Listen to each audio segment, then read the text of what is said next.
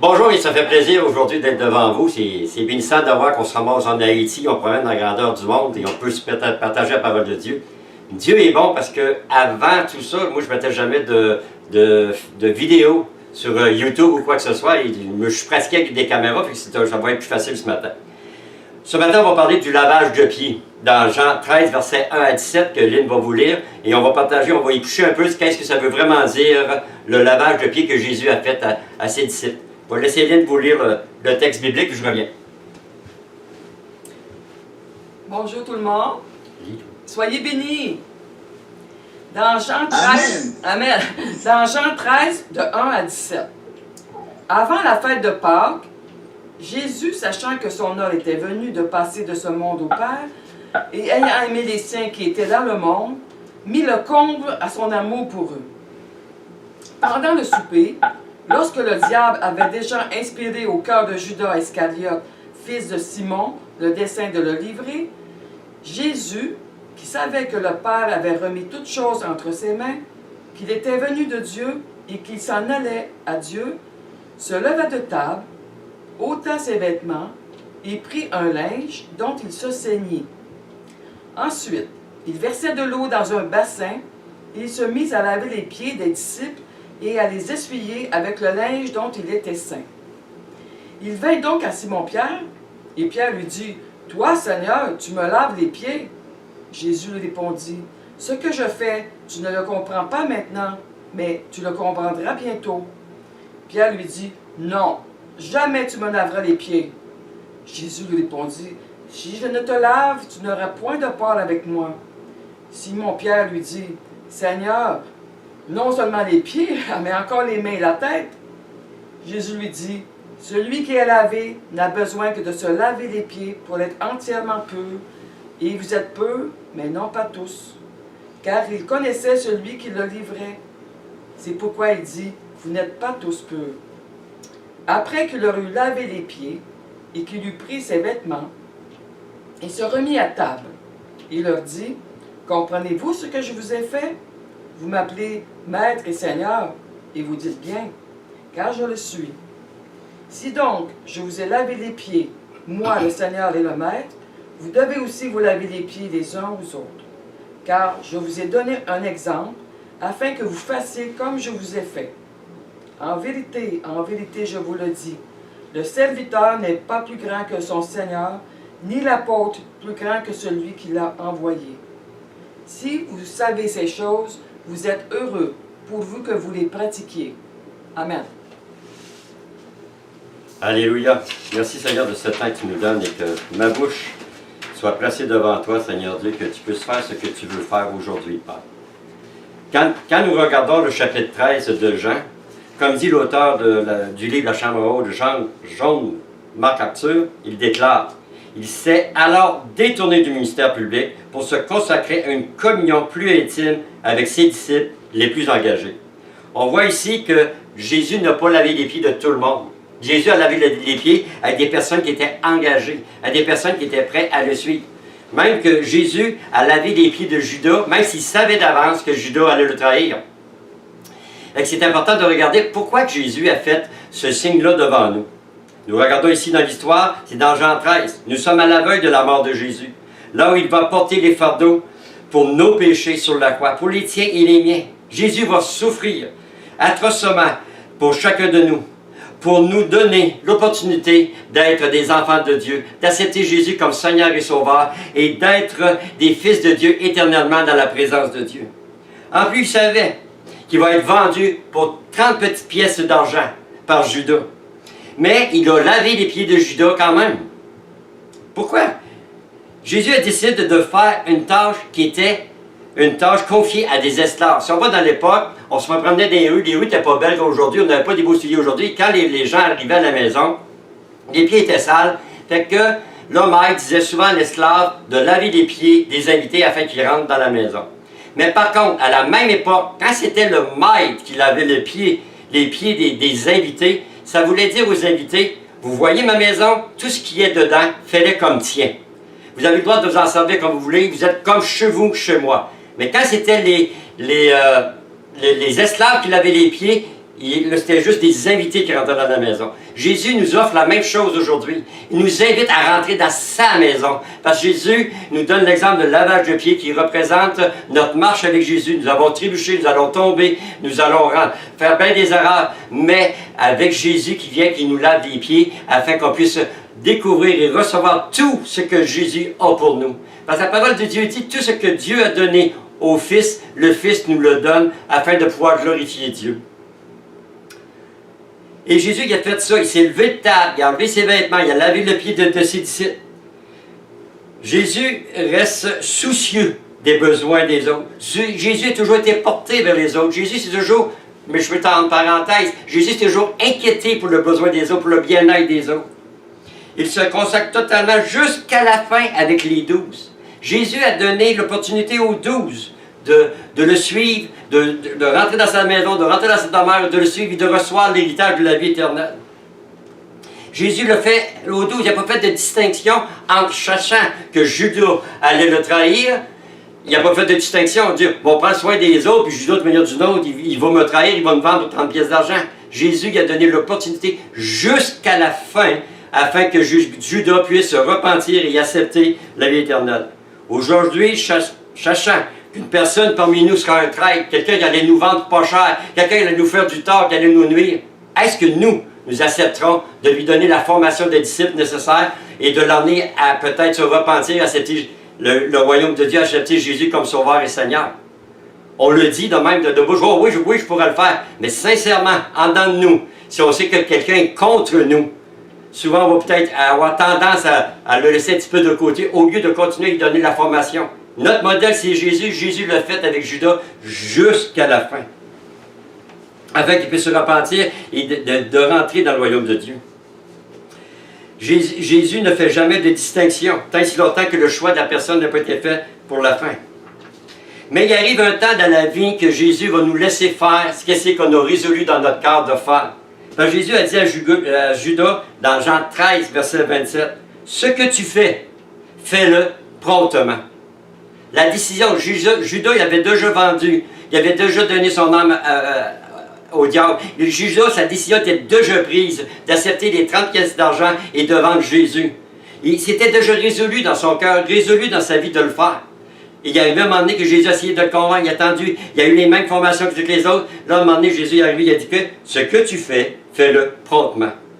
Il vient un temps que Dieu donne le droit. Dieu donne le droit à la personne de faire ce qu'elle a résolu dans son cœur.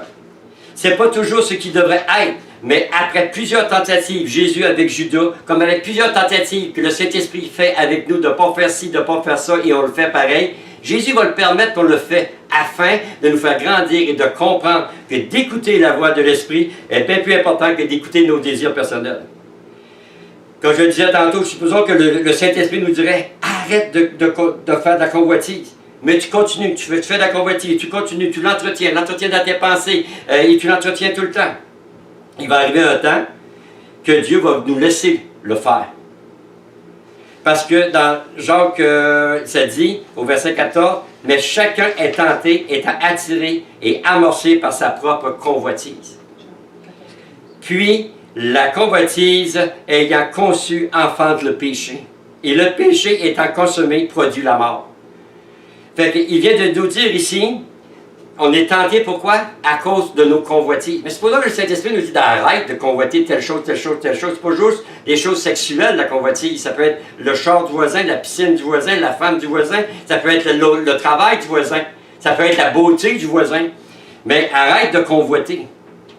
Et si on continue à convoiter, malgré tout cela, Dieu nous aime. Il nous donne la possibilité de revenir à la repentance. On va convoiter, on va trébucher, on va tomber. Pour ça que Jésus a utilisé le lavage des pieds. Le lavage des pieds représente notre marche quotidienne avec Jésus, avec Dieu. On va tomber, on va trébucher, on va faire des erreurs, mais on a toujours la possibilité de se repentir et de repartir à neuf avec Dieu. Dieu, il ne garde pas en mémoire, voici ce qu'Alain a fait hier, oh, avant-hier, oh, aujourd'hui. Si on va devant Dieu, on confesse notre péché, la Bible dit qu'il est fidèle et juste pour nous les pardonner. Et qu'on accepte que Dieu nous donne la capacité de se détourner de nos mauvaises voies Peut-être que ça ne sera pas du jour au lendemain, mais il donne la capacité de se détourner de nouvelles voies, de se repentir, changer de direction, de manière de penser, de manière de vivre. Dieu va tout rétablir toutes choses. Dieu respecte nos décisions. Dieu nous laisse libre arbitre. Mettons pas tout sur le dos de Dieu. Des fois, on fait des erreurs. On dit, oh, c'est la faute de Dieu, Dieu ne m'a pas parlé. Mais ça fait peut-être 5 ans qu'il te parle, puis que tu obéis pas. C'est que ce n'est pas la faute de Dieu. On a une responsabilité, nous, en tant qu'humains. Dieu nous a donné la capacité de prendre des décisions. C'est pas pour rien qu'il dit dans la parole de Dieu, j'ai placé devant toi la mort et la vie, choisis la vie. Il nous donne le droit de choisir qu'est-ce qui est bon. On a le droit ce matin de choisir de suivre Dieu ou de ne pas suivre Dieu. On a le droit de choisir ce matin d'accepter Jésus comme Seigneur et Sauveur de nos vies, de complètement donner notre vie à Dieu, ou qu'on dit non, moi je refuse ça et continue à vivre dans le royaume des ténèbres et on va finir notre éternité dans le royaume des ténèbres. Mais il est préférable de donner notre vie à Dieu. Puis on n'est pas perdant quand on donne notre vie à Dieu. Au contraire, on est béni, par-dessus béni, et Dieu met tout en place afin qu'on puisse lui obéir. La parole de Dieu dit, l'obéissance vaut mieux que le sacrifice. On peut faire beaucoup de sacrifices, mais Dieu dit obéir à sa parole, obéir à la direction qu'il nous donne à lui, obéir à ce qu'il nous demande. Et dans l'obéissance, nous allons voir que Dieu nous demande quoi? De pardonner. Le pardon est la base de notre vie chrétienne. Le lavage de pieds représente notre marche chrétienne. Le lavage de pieds nous représente que le Maître nous invite à rentrer dans sa présence. Le lavage de pieds nous représente que dans ta vie chrétienne, tu vas tomber, qu'on doit se repentir. Et on ne peut pas faire comme Pierre qui a dit au verset 8, « Non, jamais tu ne me laveras les pieds. » Jésus lui répondit, « Je ne te lave, tu n'auras point de part avec moi. » Simon-Pierre lui dit, « Seigneur, non seulement les pieds, mais encore les mains et la tête. » Et Jésus lui dit, « Celui qui est lavé n'a besoin que de se laver les pieds pour être entièrement pur, et vous êtes purs, mais non pas tous. » À cette époque, les personnes n'avaient pas de beaux souliers, comme je disais tantôt, et c'était l'esclave qui lavait les pieds. Mais ici, c'est le Maître qui a lavé les pieds. Parce que le Maître nous réinvite toujours, chaque jour, de revenir dans sa présence, de revenir devant lui et de confesser nos péchés, de revenir devant lui et de se placer devant lui.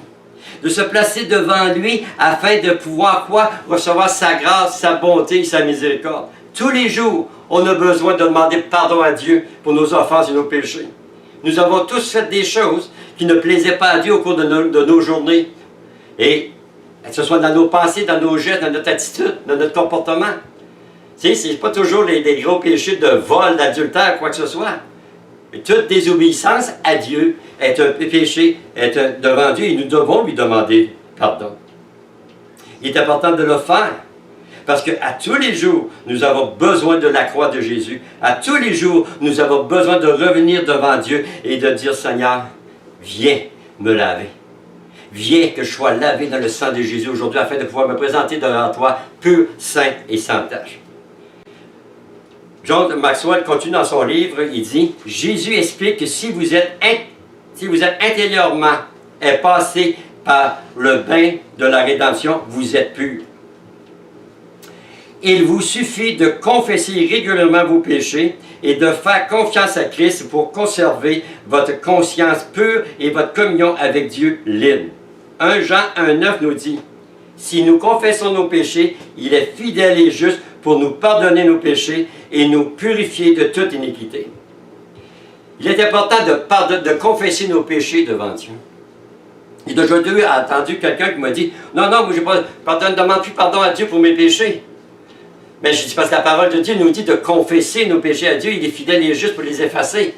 Mais il dit, ouais, mais j'ai accepté Jésus comme Seigneur et Sauveur. Elle dit, je suis lavé de mes péchés. Oui, mais Dieu nous dit dans notre marche chrétienne, dans notre marche quotidienne avec lui, qu'on doit lui demander pardon afin de garder cette communion avec Dieu, que notre cœur ne s'endurcit pas et que notre mauvaise façon de vivre ne devient pas notre mode de vie. Il y a une différence entre vivre dans le péché et de trébucher. Jésus va plus loin, il dit au verset 14, si donc je vous ai lavé les pieds, moi le Seigneur et le Maître, vous devez aussi vous laver les pieds les uns les autres. Il y a des églises qui le pratiquent une fois par année ou 2 fois par année, ils se lavent les pieds, mais la signification est beaucoup plus sérieuse, beaucoup plus profonde que se laver les pieds. Parce que ça peut devenir un rituel religieux qui ne servirait pas à grand-chose dans le fin fond. Le lavage de pieds, ça représente que Jésus est prêt à nous laver quand on tombe, quand il nous pardonne. Dans Colossiens 3,13, ça dit « Supportez-vous les uns les autres, et si l'un a sujet de se plaindre de l'autre, pardonnez-vous réciproquement. De même que Christ vous a pardonné, pardonnez-vous aussi. Comme Christ nous a pardonné, nous devons pardonner à l'autre. Pas se dire, oh ben lui il m'a fait tel affaire, tel affaire, tel affaire. Hey, j'ai été agressé sexuellement, il m'a battu, il fait ci, il fait ça. Oui, c'est grave, oui, c'est quelque chose. Mais Dieu lui dit de pardonne lui. On a fait peut-être des choses plus graves qui ont nuit à l'avancement du royaume de Dieu. On était des ennemis de Dieu, on a fait toutes sortes de cochonneries dans la vie. Et Jésus, même avant la fondation du monde, avait décidé qu'il allait mourir à la croix afin de nous pardonner de nos péchés, de nous laver, nous rendre purs, saints et sans tache, et nous donner la vie éternelle dans sa présence.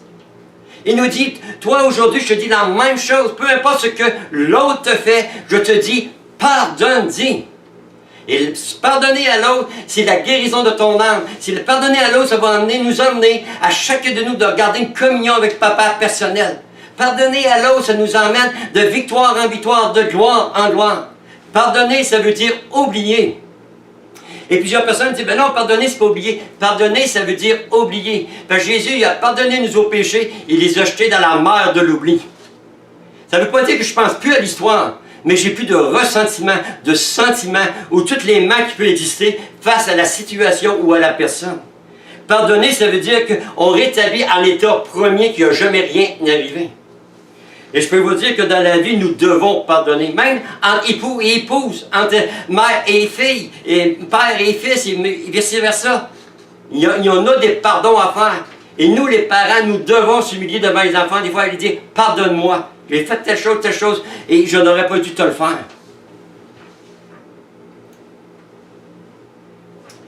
Jésus nous a indiqué le chemin à prendre, qu'on doit aller vers lui et demander pardon, de pardonner nos péchés. C'est le chemin qu'on doit prendre. C'est plus qu'un rituel religieux. Ça devient un mode de vie de demander à Dieu de pardonner ce qu'on a fait aujourd'hui.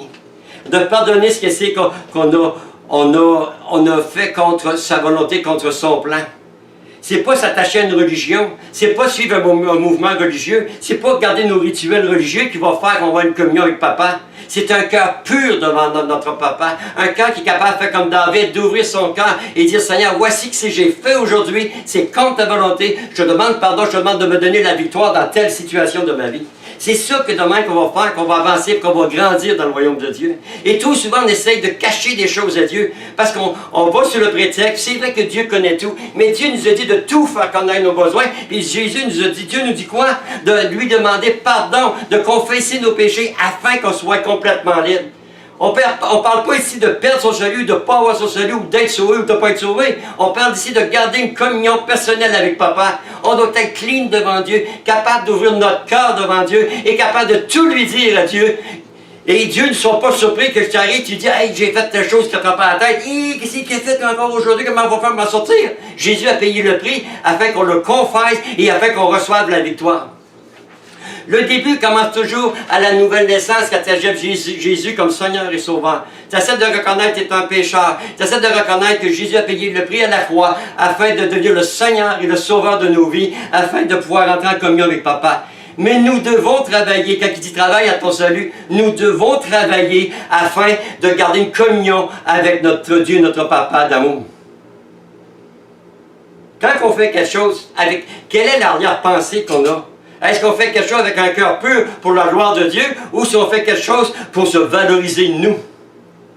La Bible dit qu'il faut que le moi meure. Il faut que Jésus prenne de plus en plus de place.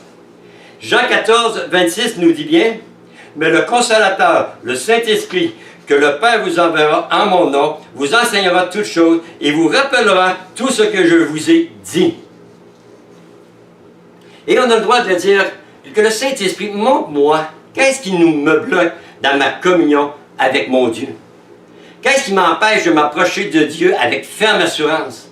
Qu'est-ce qui nous empêche d'avoir cette communion personnelle, d'avoir cette faim, cette soif, cette passion du royaume de Dieu? Et souvent, c'est peut-être des choses qu'on garde cachées devant Dieu. Au lieu de lui dire carrément et honnêtement, Seigneur, j'ai telle chose dans ma vie, je ne suis pas capable de m'en débarrasser, tu ne veux pas que je le garde, mais toi, tu vas me donner la victoire. Ben, tu vas donner le Saint-Esprit afin qu'on va de gloire en gloire, de victoire en victoire, et de oser de le confesser devant Dieu, et de oser de lui demander sa solution. Il faut toujours garder en mémoire que tout commence par le pardon de Dieu. Nous devons accepter le pardon de Dieu pour nous. Dieu nous a déjà pardonné à la croix. Tout est accompli. Nous sommes pardonnés. Et après ça, nous devons se pardonner les erreurs, les bêtises qu'on a faites. Souvent, dans le milieu chrétien, ça bloque. De se pardonner. Dieu m'a pardonné. Pourquoi que je lui rappellerais tout mon passé à Dieu avant la naissance de Jésus-Christ? Dieu m'a pardonné de toutes mes bêtises passées. Mais dans la marche chrétienne, on doit revenir à Dieu, de lui demander pardon au quotidien des choses qu'on fait. Et après ça, on doit pardonner aux autres, comme Christ nous a pardonné. Ces 3 P dans nos vies devraient être une priorité dans nos vies, parce que ces 3 P, ces 3 pardons, fait qu'on va de gloire en gloire, de victoire en victoire, et on ne garde pas de rancune, de haine, de colère. Parce que, fur et à mesure qu'arrive un problème, on le place devant Dieu et on demande à Dieu de nous aider, d'aimer la personne et de nous aider d'accepter la situation, de nous aider de...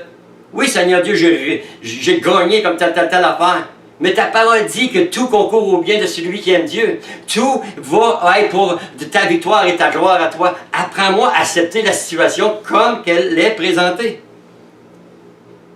Matthieu 5, 44 nous dit bien. Mais moi, je vous dis, ça c'est tout un verset qu'on met tout en pratique à tous les jours. Moi, je vous dis, aimez vos ennemis, bénissez ceux qui vous maudissent, faites du bien à ceux qui vous haïssent et priez pour ceux qui vous maltraitent et qui vous persécutent. Voyez ici, il y a beaucoup de bagages. Il dit, aimez vos ennemis. Ce n'est pas dans notre nature humaine d'aimer notre ennemi, d'aimer notre adversaire, d'aimer celui qui nous rentre tout le temps dedans. Mais Dieu dit ici de l'aimer, de bénir celui qui vous maudit, celui qui parle contre toi, qui dit des canonités contre toi, qui fait du blabla contre toi. Dieu, il dit quoi? Bénissez-le. Peux-tu aider celui-là qui est contre toi? Fais du bien à ceux qui te haïssent et priez pour ceux qui vous maltraitent et qui vous persécutent. C'est ce que c'est que la parole de Dieu nous demande de faire. Et nous devons le mettre en pratique si nous voulons garder cette communion avec Dieu et recevoir les directives de Dieu pour dans nos vies. Matthieu 6, verset 12 nous dit, « Pardonne-nous nos offenses. » Jusqu'ici, ça va. « Seigneur, pardonne-moi, Seigneur. Tu vois ce que j'ai fait. Pardonne-moi, Seigneur. Je veux être pardonné, puis je accepte ton pardon. » Mais, comme nous aussi, nous pardonnons à ceux qui nous ont offensés. Fait que nous devons, si on veut recevoir le pardon de Dieu, si on veut avoir une communion avec Dieu, nous devons pardonner à ceux qui nous ont offensés. Parce que la Bible a dit, si je ne pardonne pas aux autres, je ne serai pas pardonné. Chacun de nous, on peut le mettre devant nous. Est-ce qu'on a quelque chose à demander à Dieu afin qu'il y ait vraiment un pardon, pas juste du bout des lèvres, sincèrement, qui vient du fond du cœur? Si jamais tu rencontrais la personne ou tu revivrais cette situation, tu n'aurais plus de ressentiment, de sentiment, de crainte, de peur ou quoi que ce soit. Qu'il y aurait vraiment un pardon sincère qui vient de Dieu. Pardonner, ce n'est pas quelque chose de facile. Pardonner, c'est une question de décision. Pardonner, ce n'est pas une question de sentiment, de ressentiment, c'est une question de décision. On commence à décider de pardonner à la personne, puis on demande la grâce de Dieu de nous emmener à le pardonner comme lui veut qu'on le pardonne. On ne peut pas essayer de pardonner quelqu'un dans nos sentiments, dans nos émotions, dans ce que c'est qu'on pense, ou quoi que ce soit. Là, on va rentrer dans l'analyse. Pourquoi je pardonnerai? Il m'a fait ci, il m'a fait ça, fait ça. Dieu me dit de le pardonner. That's it, that's all, ça vient de s'éteindre, je lui pardonne, afin de pouvoir continuer à vivre une vie chrétienne dans la présence de Dieu, de gloire en gloire, de victoire en victoire. J'ai déjà lu un article qui disait « Beaucoup de chrétiens refusent de pardonner parce que des fois ils se pensent à supérieurs aux autres et ça amène beaucoup de problèmes dans les vies chrétiennes et ça enlève la possibilité de recevoir des victoires dans nos vies. » Parce que Dieu nous le dit de pardonner. Si notre vie chrétienne commence par le pardon de Dieu et qu'il nous dit de pardonner, que de faire partie d'une marche quotidienne avec Dieu, nous devrons le mettre plus souvent en pratique. On est sauvé par grâce. Parce que dans Romains 3, 23, ça dit « Car tous ont péché, ils sont privés de la gloire de Dieu. Et ils sont gratuitement justifiés par sa grâce, par le moyen de la rédemption qui est en Jésus-Christ. » C'est par grâce qu'on est sauvé. Par le moyen de la foi, croire en Jésus, que Jésus est venu sur la terre. Dieu s'est fait homme, il est venu sur la terre. Il est mort sur la croix, il est ressuscité d'entre les morts, afin que nous avons la vie éternelle. Mais maintenant, nous devons continuer le côté de la croix, de se donner à tous les jours à Dieu, de prendre un temps avec le Seigneur, de confesser nos péchés devant Dieu, de garder cette communion avec Dieu et de ne pas nous fermer la porte. Le tout commence par la repentance. Matthieu 3, 1, 2 nous dit, en ce temps-là parut Jean-Baptiste, prêchant dans le désert de Judée. Il disait, repentez-vous, car le royaume de Dieu, des cieux, est proche. Jésus, son premier message, a été, repentez-vous. Et nous devons, dans notre vie chrétienne, développer une habitude de vivre dans la repentance, parce qu'on a tous des choses à abandonner. Fait qu'on doit demander habituellement, Seigneur, moi j'ai telle chose, amène-moi à ne plus penser de même, à ne plus vivre de même, à ne plus vivre mes sentiments comme ça. Je veux vivre tes sentiments, je veux vivre comme toi tu me demandes de vivre. Ça fait partie de la repentance. Il ne faut jamais oublier que Dieu a mis dans sa parole le mode d'emploi afin d'avoir une communion avec lui, afin de vivre de victoire en victoire. Nous allons lire une autre histoire ici. Dans Luc 18, 9 à 14, il est dit encore cette parabole. Il dit encore cette parabole, en vue de certaines personnes se persuadant qu'elle était juste et en faisant aucun cas des autres. Deux hommes montèrent au temple pour prier. L'un était pharisien et l'autre publicain. Le pharisien debout priait aussi en lui-même. « Ô Dieu, je te rends grâce de ce que je ne suis pas comme le reste des hommes, qui sont ravisseurs, injustes, adultères, ou même comme ce publicain. Moi, je jeûne 2 fois semaine, je donne la dîme de tous mes revenus. » Le publicain, se tenant à distance, n'osait même pas lever les yeux au ciel, mais il se frappait la poitrine en disant, « Ô Dieu, sois apaisé envers moi, qui suis un pécheur. Je vous le dis, celui-ci descendit dans sa maison justifié plutôt que l'autre. Car quiconque sera abaissé, et celui qui est abaissé sera élevé. » Un était un pharisien, c'est-à-dire un homme qui faisait de son mieux pour mettre en pratique la loi de Dieu, de mettre en pratique le rituel religieux, de bien pratiquer sa religion. Mais qui en était très fier. Et n'oubliez pas de faire savoir autour de lui tout ce qu'il faisait, tout ce qu'il disait, comment lui il était presque parfait. Il n'y avait pas peur de démontrer, moi je suis généreux. À vrai dire, l'opinion des hommes était plus importante pour lui que l'opinion de Dieu. Et il priait ainsi, « Ô Dieu, je te rends grâce de ce que je ne suis pas comme le reste des hommes. » Un était pharisien, c'est-à-dire un homme qui faisait de son mieux pour mettre en pratique... Oh, je l'ai copié 2 fois, excusez-moi, on va aller plus loin. Je l'ai copié 2 fois dans mon livre. L'autre était un homme publicain, un homme qui récoltait les impôts pour les occupants romains. Et on sait que dans le temps, les collecteurs d'impôts n'étaient pas bien aimés de la société. Il était détesté parce qu'il travaillait, il occupait un poste que les gens n'aimaient pas.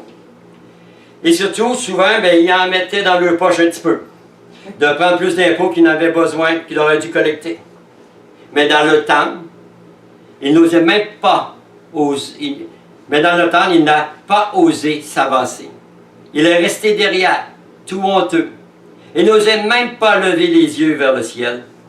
Et il a prié, « Ô Dieu, pardonne-moi, car je suis un pécheur. » Jésus, qui a raconté cette histoire, cette parabole, pour nous faire comprendre l'importance que dans notre marche chrétienne de tous les jours, nous devons toujours reconnaître que nous sommes des pécheurs, rachetés par grâce, et qu'on a besoin de Jésus pour être sauvés. On a besoin de Jésus, on a besoin de garder cette communion avec Dieu aujourd'hui, afin de pouvoir aller de gloire en gloire et de victoire en victoire. La plus grande victoire qu'on peut avoir nous aujourd'hui, dans ce monde qu'on vit, c'est la présence de Dieu, et c'est d'être dans la présence de Dieu le plus souvent possible. Au travail, à la maison, avec les enfants, ou quoi que ce soit, recherchons la présence de Dieu, parce que tout se trouve dans la présence de Dieu. Et dans la présence de Dieu, le Saint-Esprit va être capable de nous convaincre. Regarde, mon petit coco, tu as telle chose dans ta vie et tu dois me l'abandonner. Et ça va être facile pour nous de dire, oui Seigneur, emmène-moi capable de l'abandonner. Demain, si on reste en présence de Dieu, on va arrêter de compter sur nos forces, nos capacités, mais on va compter sur la personne du Saint-Esprit afin d'aller de gloire en gloire et en gloire. Mais il est important de mettre notre vie en règle avec Dieu. Il est important de réaliser que le salut de Jésus, la salut de Jésus ne se fait pas seulement en une journée avec une prière. Le salut de Jésus, c'est quelque chose qu'on doit entretenir jour après jour après jour. Dans la communion avec Dieu, dans la louange, dans l'adoration, dans la lecture de sa parole et de mettre la parole de Dieu en pratique. Le message ce matin n'est pas pour condamner qui que ce soit. C'est peut-être de s'arrêter et de dire, qu'est-ce qu'il y a dans mon cœur qui n'est pas conforme à la parole de Dieu, qui m'empêcherait d'accomplir le plan de Dieu. De quoi sont remplies mes pensées? De quoi que je me cultive? De quoi je me nourris? De quoi que je veux prendre le plus soin?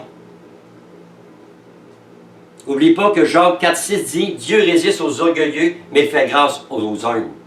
On doit s'humilier devant Dieu. Et d'être capable de faire comme David, puis de parler à Dieu comme on parlerait à son meilleur ami. Parce que notre meilleur ami, c'est Dieu. Il ne nous jugera pas, il ne nous condamnera pas, il ne nous écrasera pas. Mais on va s'humilier devant lui, lui, il va nous élever, nous emmener dans la victoire. Et le tout commence par le pardon.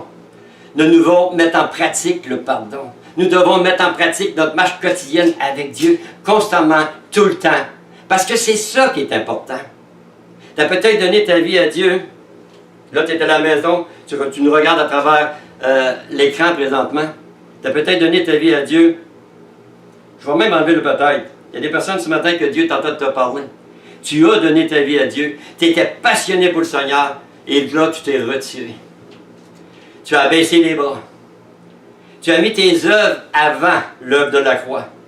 Tu as mis ce que tu faisais avant ton temps que tu passais avec Dieu. Il y a des personnes qui ont fait des choses dans ta vie et tu as refusé volontairement de lui pardonner parce que tu te dis, hey, tu m'as fait trop mal et je ne veux pas revivre ces choses. Dieu dit, il faut que tu lui pardonnes afin de retrouver le zèle, la flamme et la passion que tu avais pour Jésus. C'est important ce matin que chacun de nous, on prenne notre vie et on dit, Seigneur, si je mets ma vie sur l'autel, si la lumière du Saint-Esprit vient, quelles ténèbres tu vas enlever de ma vie? Quelle chose que je garde, que je cultive contre quelqu'un, contre une situation? Même toi, là, il y a quelqu'un qui en veut même à Dieu parce que ça n'a pas fonctionné comme toi, tu voulais que ça fonctionne. Mais il va falloir que tu réalises ce matin qu'il faut que tu acceptes le pardon de Dieu, il faut que tu te pardonnes à toi-même, que tu pardonnes aux autres, et que ça accepte que Dieu, il est le souverain. Dieu a le droit de décider ce qu'il veut, comme qu'il veut, quand qu'il veut.